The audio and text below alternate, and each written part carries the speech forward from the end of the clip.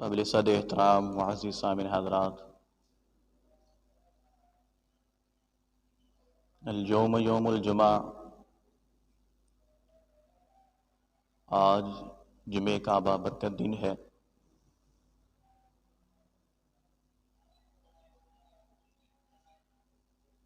اور میں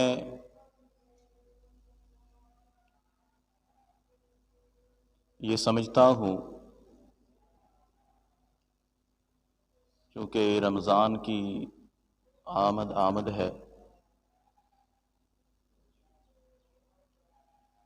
اسی لیے مناسب سمجھا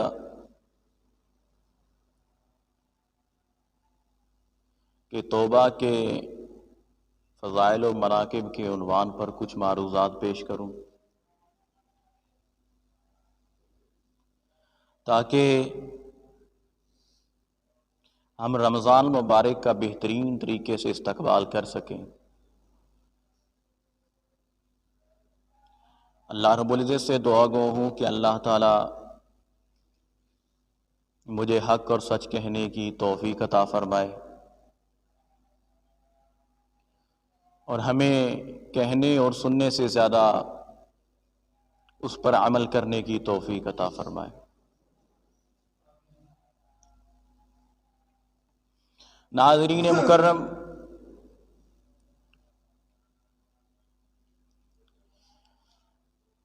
روزمرہ کی زندگی کے اندر ہم لوگوں سے بہت سی خطائیں ہو جاتی ہیں۔ ہر انسان سے غلطی ہوتی ہے، ہر انسان گناہ کرتا ہے۔ کائنات کے اندر صرف انبیاء علیہم السلام کی شخصیات واحد ہیں جن کو اللہ نے گناہوں سے محفوظ رکھا ہے، وگرنہ اس کے علاوہ صحابہ کرام رضوان اللہ اجمعین جو ہیں معصوم نہیں بلکہ محفوظ ہیں۔ اللہ نے ہر انسان کو حکم دیا کہ آپ نے گناہوں کے قریب نہیں جانا۔ چھوٹوں کو حکم ہے، بڑوں کو حکم ہے، بوڑھوں کو حکم ہے، ہر کسی کے لیے یہ حکم ہے کہ آپ نے گناہوں کے قریب نہیں جانا۔ اور علماء یہ فرماتے ہیں کہ بلکہ یہاں پر بات ہی کچھ الٹ ہے کہ جب انبیاء علیہم التسلیم کی باری آتی ہے تو اللہ تعالیٰ گناہوں کو انبیاء سے دور کرتے ہیں کہ گناہ میرے نبیوں کے قریب ہی نہ بھٹکیں۔ لیکن پھر بھی میرے آقا حضرت محمد مصطفیٰ احمد مجتبیٰ صلی اللہ علیہ وسلم، زاد طالبین ایک حدیث کی کتاب ہے، اس کے اندر لکھا ہے کہ حضور علیہ السلام روزانہ ایک تسبیح جو ہے وہ استغفار پڑھا کرتے تھے۔ مختلف روایات ہیں۔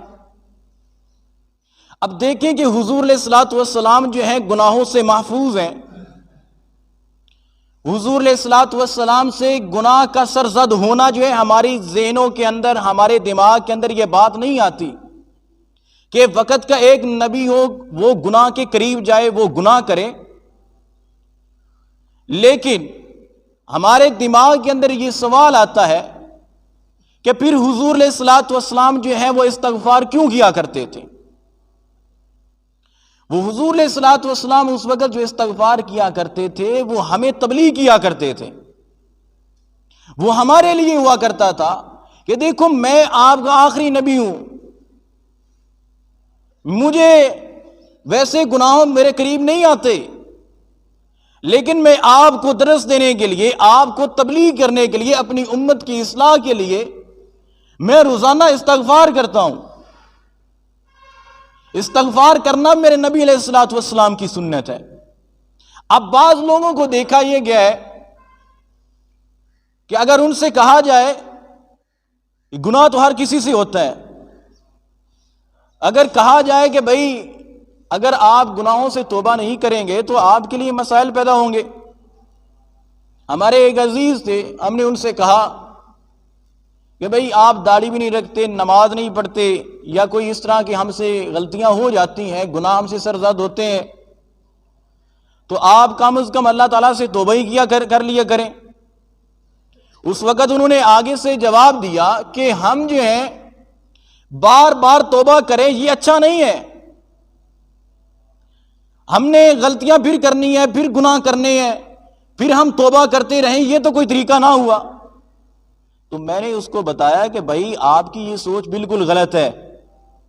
انسان ایک غلطی کا پتلا ہے۔ میں نے پہلے بھی بات کہی ہے، کلو بنی آدم خطاؤن وخیر الخطائین التوابون۔ حضور علیہ الصلوۃ والسلام نے فرمایا کہ ہر انسان غلطی کا پتلا ہے، ہر انسان سے غلطی ہو سکتی ہے، اور انسانوں میں سے بہترین انسان وہ ہیں جو غلطی کرنے والے ہیں اور غلطی کرنے کے بعد وہ اللہ تعالیٰ سے معافی مانگنے والے ہیں۔ غلطی بھی انسانوں سے ہوتی ہے،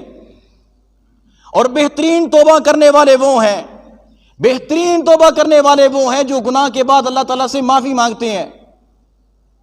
التائب من الذنب کمن لا ذنب لہ۔ حضور علیہ الصلوۃ والسلام نے فرمایا کہ توبہ کرنے والا ایسا ہوتا ہے کہ جب وہ کوئی جو ہے اس سے گناہ سرزد ہوتا ہے، اس کے بعد وہ توبہ کرتا ہے تو وہ ایسے ہو جاتا ہے، اور اس کے نامہ اعمال ایسا ہو جاتا ہے جیسے اس نے کبھی گناہ ہی نہ کیا ہو۔ اب آپ دیکھ لیں کہ تھانے کے اندر اگر کوئی مجرم کوئی غلط کام کرتا ہے، کوئی چوری وغیرہ کرتا ہے، تو تھانے کے اندر اس کی رپٹ درج ہوتی ہے۔ جب تھانے کے اندر اس کی رپٹ درج ہوتی ہے تو پولیس والے اس کو ہر جگہ تلاش کرتے ہیں، تلاش کرتے رہتے ہیں، اور اس وقت تک نہیں بیٹھتے جب تک اس مجرم کو جو ہے وہ سزا نہ دے دیں، جب اس مجرم کو کوئی تکلیف نہ پہنچا دیں، جب اس کو کوئی سبق نہ سکھا دیں، اس وقت تک ہماری پولیس نہیں بیٹھتی۔ نہ میں بیٹھتا ہوں نہ ہی آپ بیٹھتے ہیں، لیکن میرا رب ہے، ایک بات یہ کرنے لگا ہوں، ہم اپنا بدلہ لینے کے بعد تک، جب ہم اپنا بدلہ لے لیتے ہیں ہم تب خوش ہوتے ہیں، لیکن میرا رب جب ہم اس کی بارگاہ کے اندر، جب اس کی ہم نافرمانی کرتے ہیں، جب ہم اس کے احکام کو نہیں مانتے، پھر بھی میرا رب کہتا ہے جب دنیا والے ہمیں معاف نہیں کرتے، دنیا والے ہمیں سزا دینے کے بعد جو ہے وہ خوش ہوتے ہیں، میرا رب کہتا ہے اے میرے بندے اگر تو نے کوئی گناہ کیا ہے، آؤ میرے جو ہے وہ دربار کے اندر آؤ، ایک مرتبہ میرے دربار کے اندر، ایک مرتبہ میرے سامنے تو سجدہ ریز ہوگا تو میں تیرے سارے گناہوں کو مٹا دوں گا، سارے گناہوں کو مٹا دوں گا۔ اور علماء یہ فرماتے ہیں کہ اللہ تعالیٰ کے سامنے اگر تم 70 بار بھی معافی مانگو گے، 70 بار تم گناہ کرو گے، ہر بار تم گناہ کرو، ہر بار تم جو ہے وہ گناہ جو ہے توبہ کرو، توبہ کرنے کے بعد پھر توبہ توڑو، پھر گناہ کرو، پھر توبہ توڑ دو، لیکن پھر بھی اللہ تعالیٰ کہتا ہے کہ یار تو نے یہ جو گناہ کیا ہے آج ابھی بھی وقت ہے،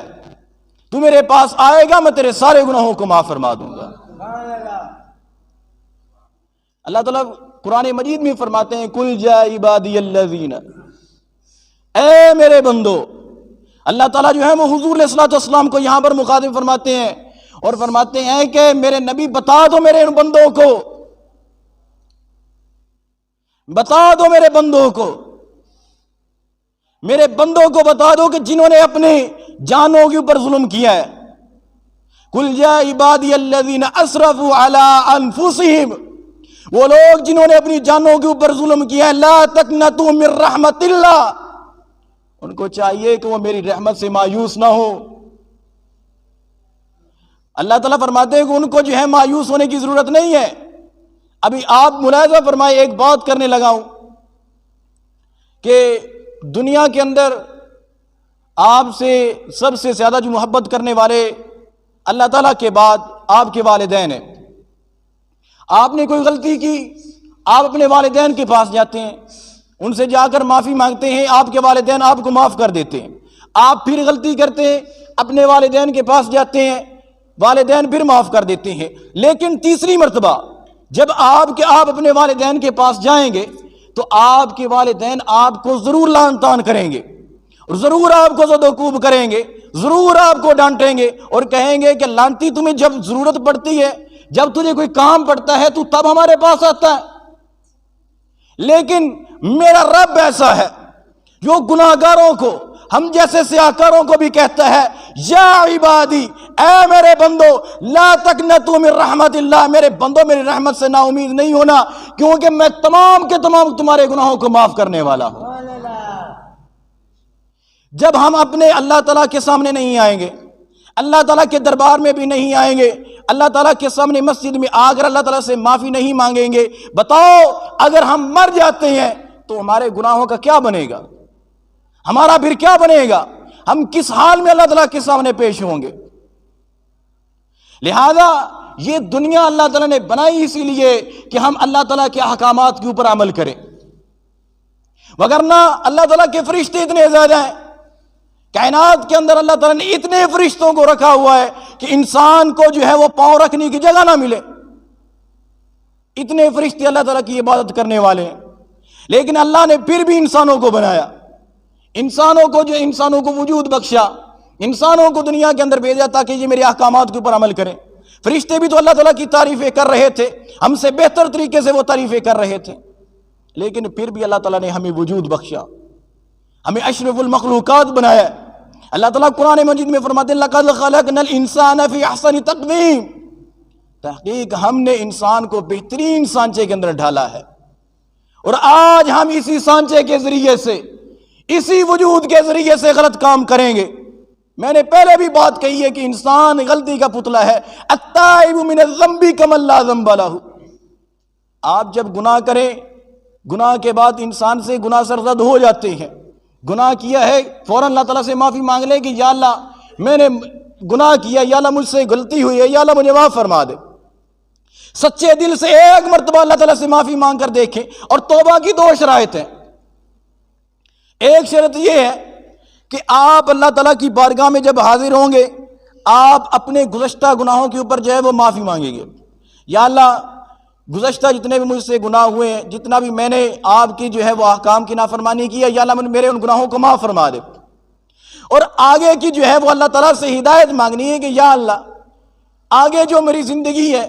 جتنے بھی میری باقی زندگی ہے، یا اللہ اس کے اندر جو ہے مجھے اپنے احکامات کے اوپر کاربند رہنے کی توفیق عطا فرمانا۔ جب اللہ تعالیٰ کے سامنے یہ ہم دعا کریں گے، یہ دو شرطوں کے ذریعے سے ہم جب دعا کریں گے تو اللہ تعالیٰ ہماری دعاؤں کو قبول فرمائیں گے۔ یہ اگر آپ ان دو شرطوں کے اوپر عمل نہیں بھی کرتے، اگر توبہ ٹوٹ جاتی ہے، آپ سے پھر گناہ سرزد ہو جاتا ہے، وقت ہے جب آپ سے گناہ سرزد ہوتا ہے آپ پھر اللہ تعالیٰ کی بارگاہ میں آئیں، یا اللہ ہم خطا کار ہیں، سیاہ کار ہیں، یا اللہ ہمارے گناہوں کو معاف فرما دیں۔ اگر ہم اللہ تعالیٰ سے دعاؤں جو ہے گناہوں کو معاف نہیں کروائیں گے، بتاؤ کوئی اور ہے جو ہمارے گناہوں کو معاف کرنے والا ہے؟ اگر ہے تو کوئی بتا دو، یا کوئی وہ پیر فقیر کوئی ہو، جیسا کہ وہ سندھ کے اندر گزشتہ جمعے کے اندر میں نے بتایا تھا کہ بہت سے ایسے ہیں جو پیر فقیر الو کے پٹے ہیں، جو وہاں پر لوگوں کو گمراہ کرتے رہتے ہیں، خراب کرتے ہیں، بہت زیادہ ایسے ہیں، نمازیں معاف کرانے والے ہیں، روزے معاف کرانے والے ہیں، مولوی بھی ایسے بہت سارے ایسے پائے جاتے ہیں۔ تو سامعین مکرم، اگر آپ نے روزے معاف کروانے ہیں، روزے اس طرح معاف نہیں ہوں گے، کیونکہ یہ فرض ہے، آپ کو روزہ رکھنا پڑے گا، آپ صحت مند ہیں، آپ کو روزہ رکھنا ضروری ہے، ضرور آپ کو روزہ رکھنا پڑے گا۔ تو سامعین مکرم اپنے آپ کو پہچان لیں، یہ وقت ہے ابھی ہمارے پاس، کسی کو پتہ نہیں ہے کہ یہاں سے اٹھ کر باہر جانا بھی ہے یا نہیں جانا۔ اگر ہم سے کہیں گناہ سرزد ہوتا ہے، اللہ تعالیٰ سے فوراً رجوع کر لیں، یا اللہ غلطی ہوئی ہے، یا اللہ معاف فرما دے۔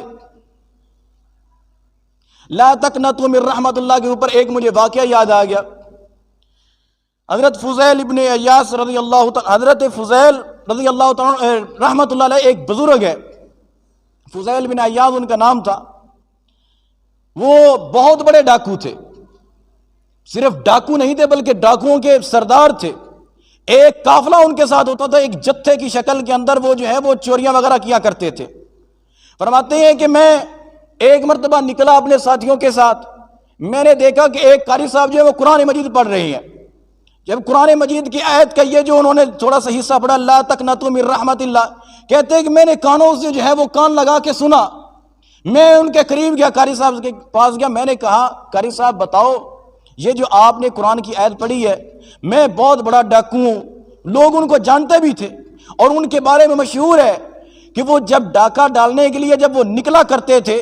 تو لوگ دیکھ لیا کرتے تھے کہ یہ فضیل آ رہا ہے سامنے سے، اور ان کو معلوم ہو جایا کرتا تھا کہ یہ جو بندہ آگے سے آ رہا ہے یہ ہمیں لوٹے بغیر واپس نہیں جائے گا. اس وقت کے بڑے بڑے ڈاکو جو ہے وہ ان سے ڈرا کرتے تھے. حضرت فضیل کہتی ہیں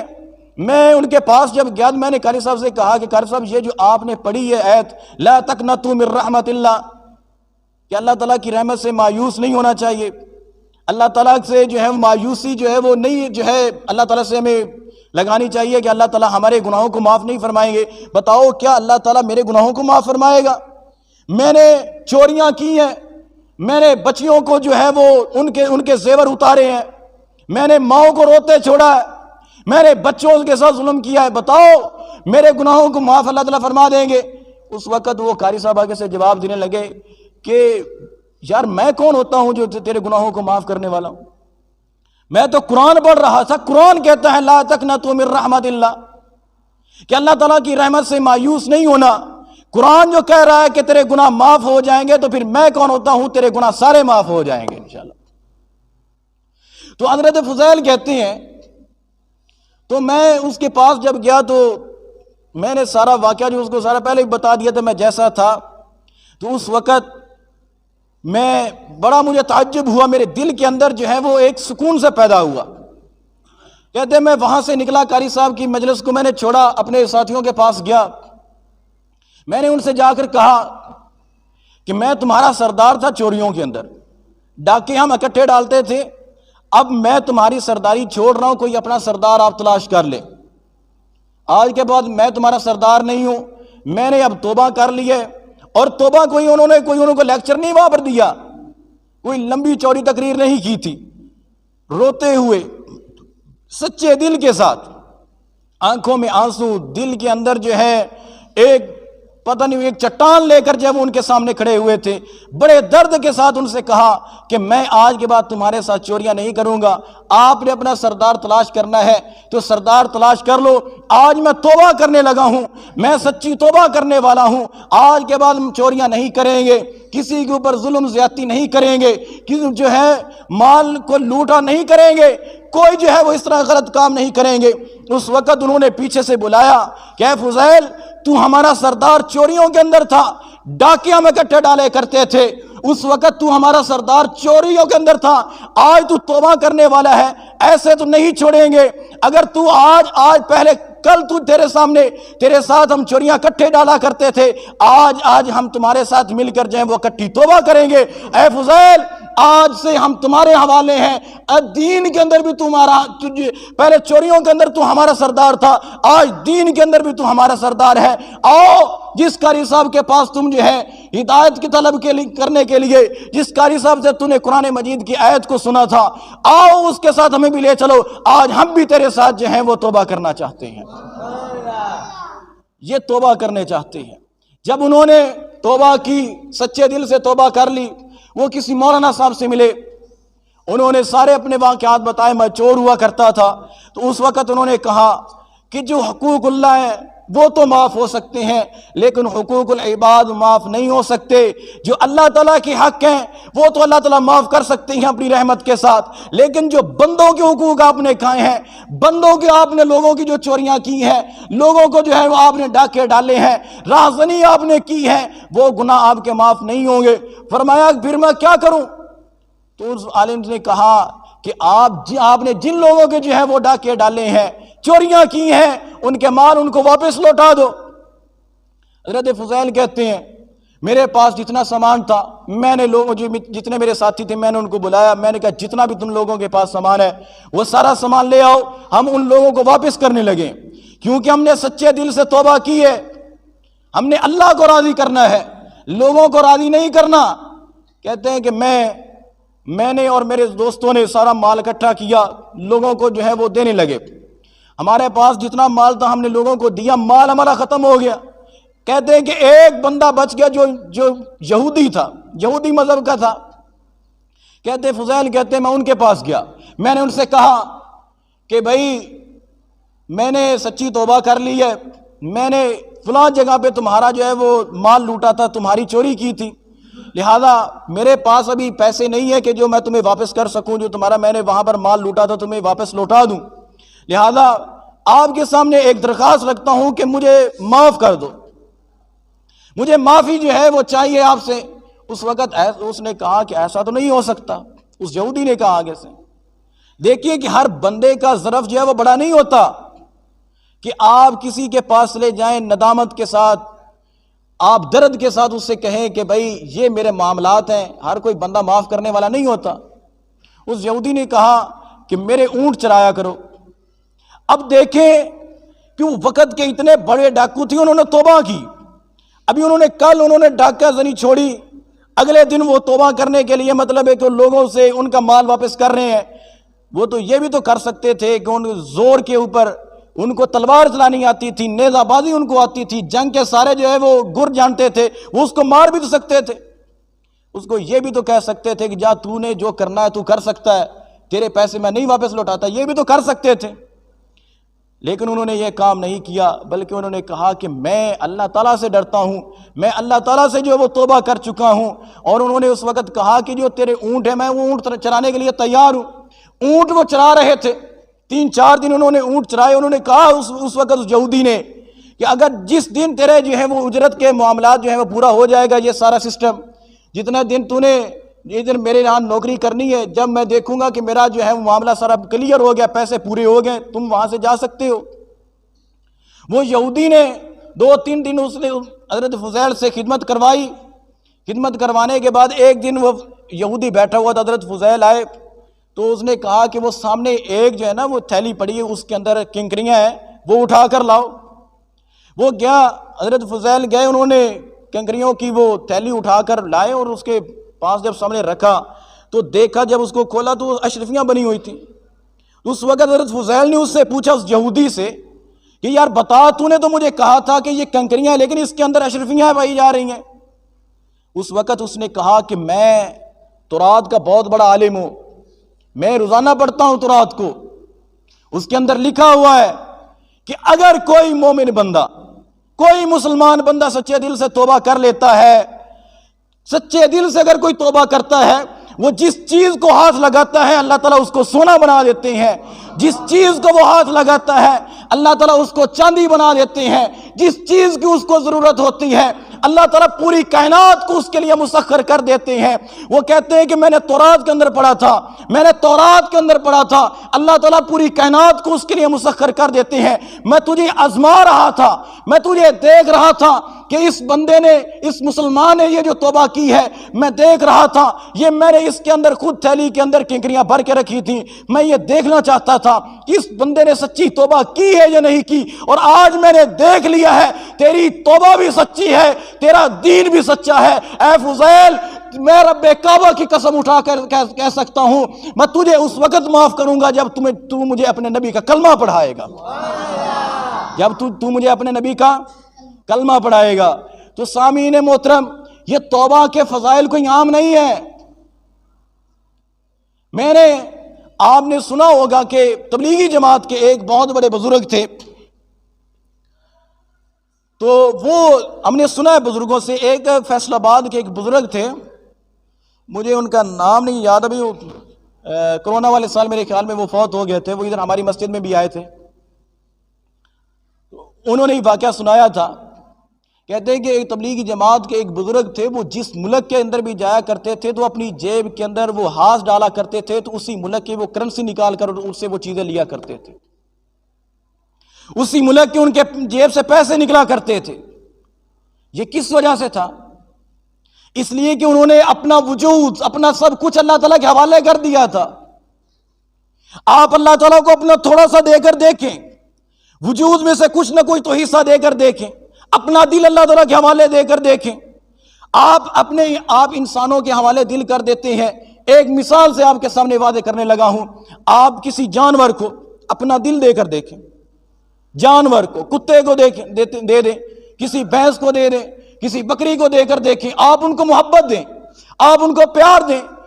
آپ دیکھیں گے کچھ وقت کے بعد، کچھ عرصے کے بعد وہ آپ سے مانوس ہو جائے گی، منحوس نہیں، مانوس ہو جائے گی، وہ آپ کے پیچھے پیچھے چلے گی،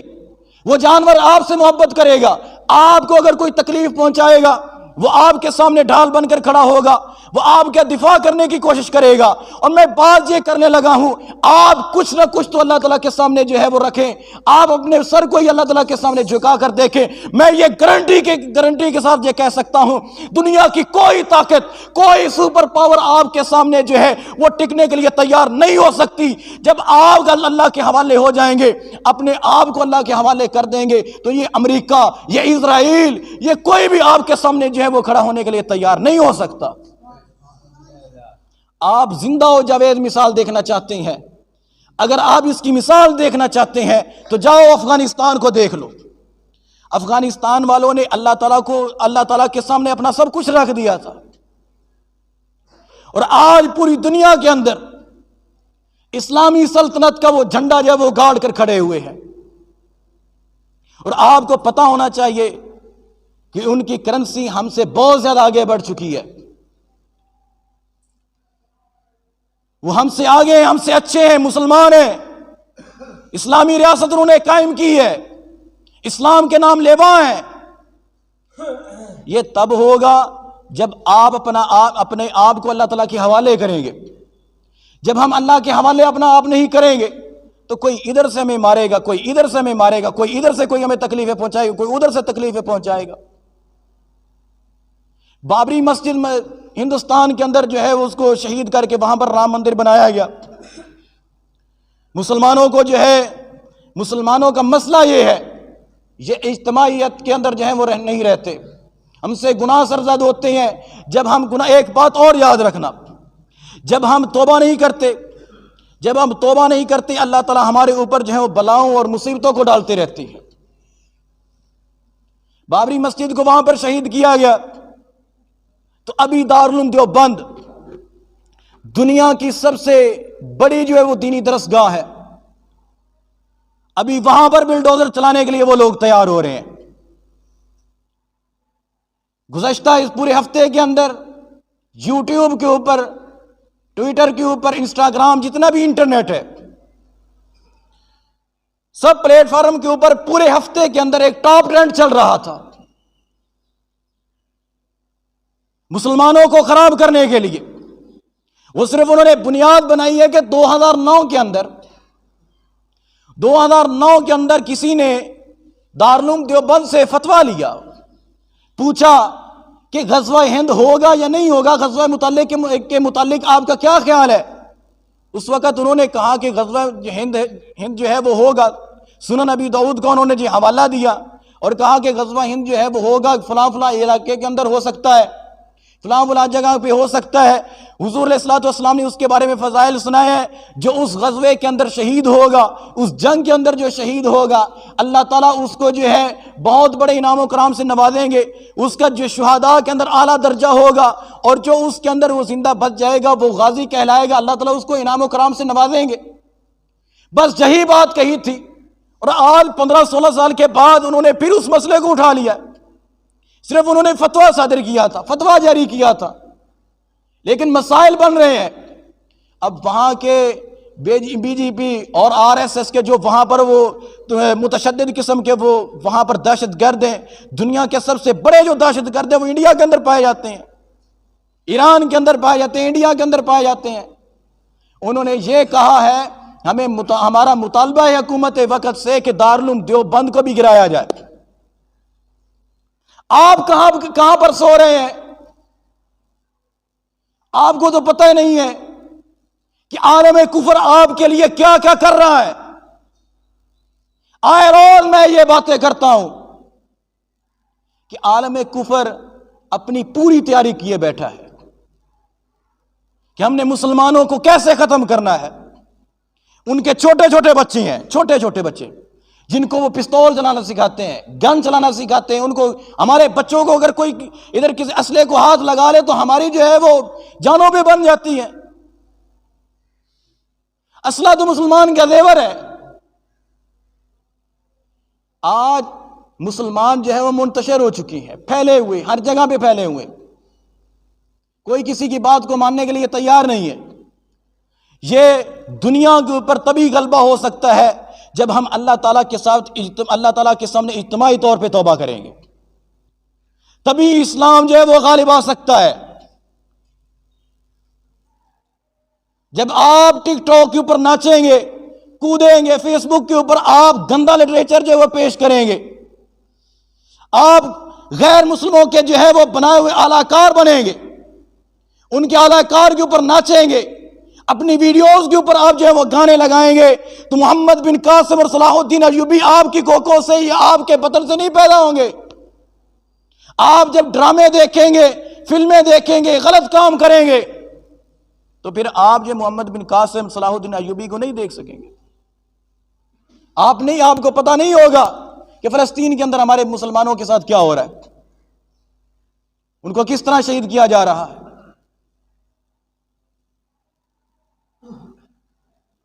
اللہ رب العزت سے دعا کرنی چاہیے کہ اللہ تعالی ہمیں ایک جان بننے کی توفیق عطا فرمائے۔ اپنے آپ کو پہچان لیں، یہ وقت ہے۔ اللہ تعالیٰ کے سامنے آئیں،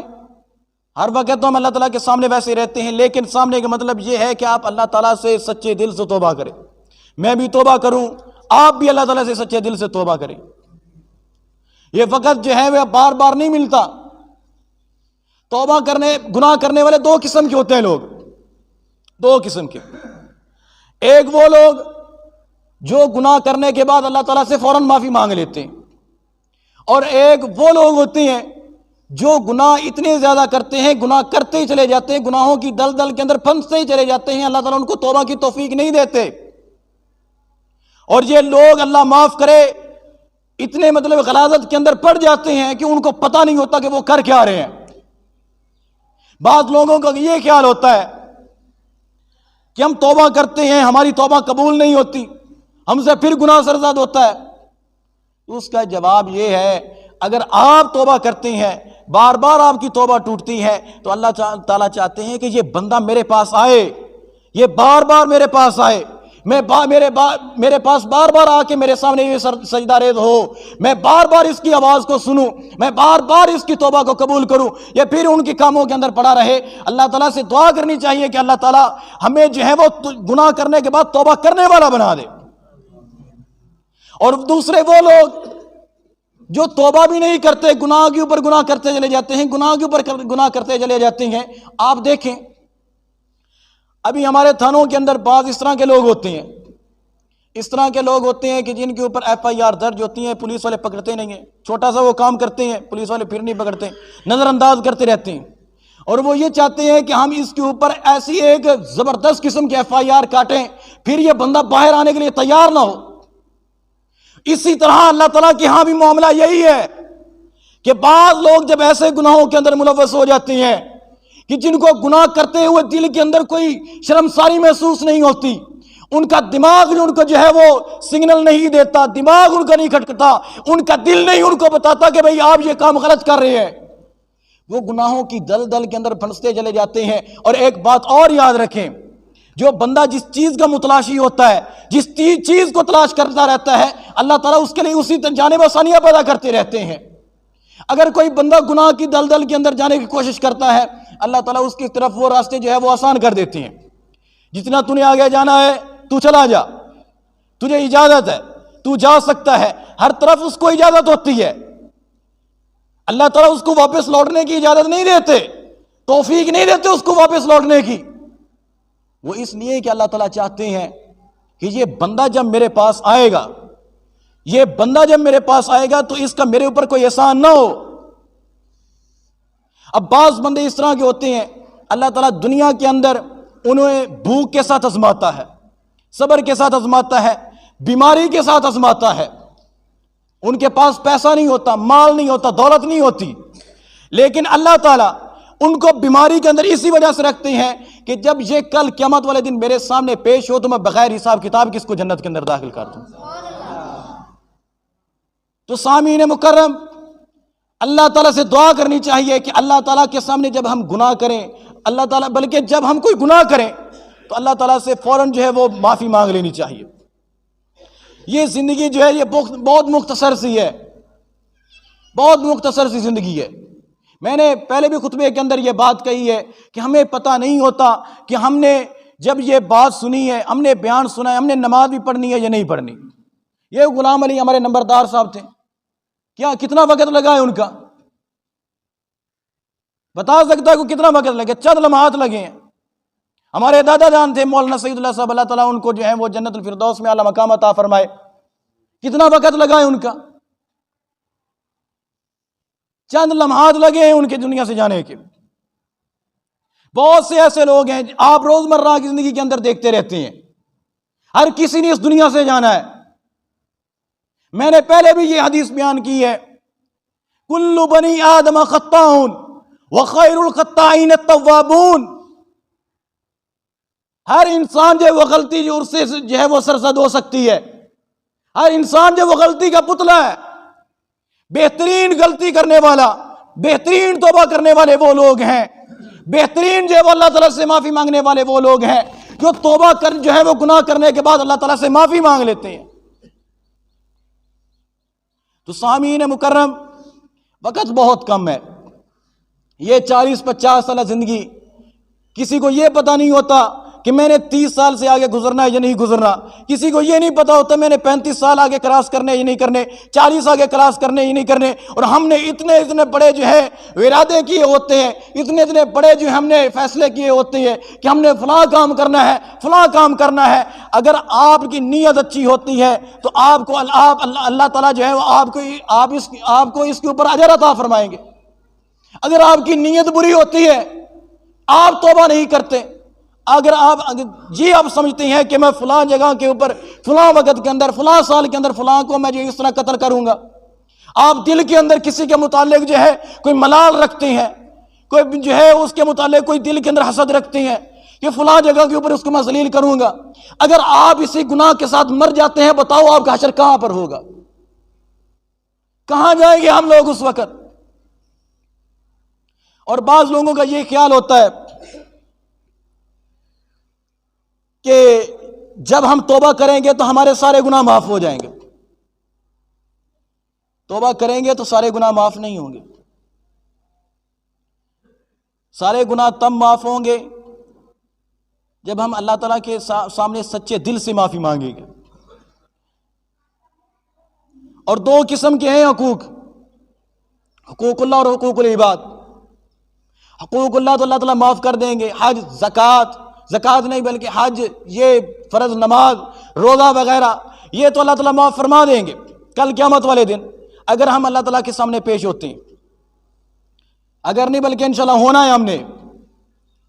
اور دوسرے حقوق العباد ہیں، بندوں کے حقوق۔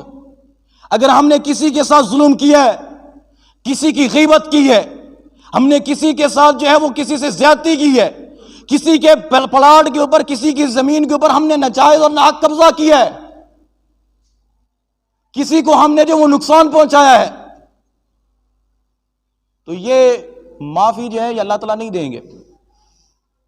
اس کی معافی متعلقہ بندے سے آپ کو مانگنی پڑے گی۔ ہمارے لوگ کیا کرتے ہیں، لوگوں کے جو ہے وہ حق کھاتے رہتے ہیں، ان کی زمینیں ہڑپ کر جاتے ہیں، ان کی چوریاں کرتے رہتے ہیں، ناحق جو ہے وہ ان کو قتل کر دیتے ہیں، کوئی جتنی بھی غلطیاں ہوتی ہیں وہ سارا کچھ کرتے رہتے ہیں۔ پھر ایک مرتبہ ایسا ہوتا ہے وہ عمرے پہ چلے جاتے ہیں اور اپنے آپ کے دل کے اندر یہ تصور کرتے ہیں کہ ہمارے سارے گناہ معاف ہو گئے۔ سارے گناہ معاف نہیں ہوں گے، صرف وہی ہو سکتے ہیں جن کو اللہ تعالیٰ معاف فرمائیں گے۔ اور اللہ تعالیٰ جو ہے وہ کسی کا حق نہیں اللہ معاف کرے کھاتے۔ اللہ تعالیٰ انصاف کرنے والے ہیں۔ جب آپ کل قیامت والے دن اللہ تعالیٰ کے سامنے پیش ہوں گے، اللہ تعالیٰ یہ فرمائیں گے کہ میں نے تو تمہیں معاف کر دیا ہے، لیکن جو باقی تمہارے جو حقوق العباد والے جو مسائل ہیں وہ اس متعلقہ بندے کے پاس جاؤ۔ علماء فرماتے ہیں کہ اس وقت کوئی معاف کرنے والا نہیں ہوگا۔ یہی دنیا ہے، اسی معاشرے کے اندر رہتے ہوئے اپنے آپ کو سنبھال لیں، اپنے آپ کو تیار کر لیں۔ اگر کسی سے کوئی غلطی ہوتی ہے، کسی سے کوئی کسی کی ہم غیبت کرتے ہیں، ہم مسجد کے اندر بیٹھ کے غیبتیں کرتے رہتے ہیں، میں بھی، آپ بھی، ہر کوئی یہ کرتا ہے، اور حضور علیہ الصلوۃ والسلام نے فرمایا کہ الغیبۃ اشد من الزنا، غیبت جو ہے وہ زنا سے بڑا گناہ ہے جسے ہم کچھ سمجھتے ہی نہیں ہیں۔ آج تک میں نے اس کے اوپر کبھی توبہ نہیں کی، آپ نے کبھی اس کے اوپر توبہ نہیں کی، ہم نے اپنے بچوں کی اس کے اوپر لگا دیا ہے، ہم خود اس کے اوپر لگے ہوئے ہیں، آئے روز ہم مسجد کے اندر بیٹھے ہوئے سیاست کی باتیں کرتے ہیں، اور یہ سیاست نہیں ہوتی، میں آپ کو بات بتا رہا ہوں، بات کلیئر کر دوں، یہ سیاست نہیں ہے، یہ ہم غیبت کر رہے ہیں ان کی، یہ ہم ان لوگوں کی غیبت کر رہے ہوتے ہیں۔ کبھی ہم نے کسی کی بات کو پکڑا ہوتا ہے، کبھی کسی کی بات کو پکڑا ہوتا ہے، یہ ہم اگلے کے جو ہے وہ حقوق العباد کے معاملہ جو ہے وہ اپنے سر لے رہے ہوتے ہیں۔ اگر ہم یہ کام کرتے رہیں گے، بتاؤ ہمارا کیا حشر ہو سکتا ہے؟ اور بعض لوگ یہ کہتے ہیں کہ اگر ہم نے کسی کی غیبت کی ہے، کسی کا گوشت کھایا ہے، کچا گوشت کھایا ہے، مردار بھائی کا ہم نے کسی کا کچا گوشت کھایا ہے، غیبت کرنے والا ایسا ہی ہوتا ہے جیسے وہ اپنے بھائی کا جو مردے بھائی کا جو ہے وہ گوشت کھانے والا ہے۔ بہت وعیدیں ہیں اس کے اوپر۔ اگر آپ یہ چاہتے ہیں کہ آپ کے یہ غیبت والا گناہ معاف ہو جائے، چاہیے تو اصل تو طریقہ تو یہی ہے کہ آپ متعلقہ بندے کے پاس جائیں اور اسے کہیں کہ یار میں نے آپ کے متعلق غیبت کی ہے، مجھے معاف فرما دیں، مجھے معاف کر دیں۔ اگر آپ اس کو یہ بتا کر کریں گے تو پھر اور معاملات کھڑے ہو جائیں گے، اب اس کے دل کے اندر جو ہے وہ اور شک و شبہات ہوں گے، پتہ نہیں یار اس نے میرے متعلق کیا بات کہی ہوگی، اب وہ ہر وقت یہی باتیں کرتا رہے گا۔ اسی طرح چوری کا معاملہ ہے، بعض لوگ یہ خیال کرتے ہیں کہ ہم نے کسی کی چوری کی ہے، ہم نے کسی کا حق کھایا ہے، ہم نے کسی کا حق غصب کیا ہے۔ اب کسی نے کسی کی چوری کی ہے، اللہ تعالیٰ نے اس کو ہدایت دے دی ہے، اب وہ توبہ کر کے واپس آنا چاہتا ہے، اللہ تعالیٰ کی طرف وہ لوٹ رہا ہے، اب وہ اس کا حق کیسے دے سکتا ہے؟ اگر وہ بندہ زندہ ہے، مسئلہ بتا رہا ہوں، اگر وہ بندہ زندہ ہے تو اس کو نہ بتائے۔ اگر وہ اس کو جا کر بتائے گا کہ بھائی میں نے آپ کی چوری کی تھی تو میں نے ابھی توبہ کر لی ہے، اتنے میں نے آپ کے پیسے چرائے تھے، اتنا میرے پاس یہ مال ہے، یہ ابھی میں تمہیں دینے لگا ہوں، اگر وہ اس کو بتائے گا تو پھر معاملہ اور خراب ہو جائے گا، وہ آپ کو ہر جگہ پہ ذلیل کرے گا۔ اگر وہ آپ سے پیسے لے بھی لے گا تو وہ ہر کسی کا اتنا بڑا ظرف نہیں ہوتا، اتنا بڑا دل نہیں ہوتا کہ وہ آپ کے گناہوں کو یا آپ کی غلطیوں کو نظر انداز کرے، آپ کو معاف کر دے، آپ کو جو ہے وہ معاف کر دے، ایسا ہر کوئی نہیں کرتا۔ آپ کو چاہیے آپ اس کو بتائے بغیر بطور تحفہ، اگر آپ کسی نے کسی کا 50,000 1 کروڑ 2 کروڑ کسی نے کوئی غصب کیا ہے، اس کو جا کر دے دے کہ بھائی یہ بطور تحفہ میں آپ کو دے رہا ہوں، دل کے اندر اس کی نیت یہی ہونی چاہیے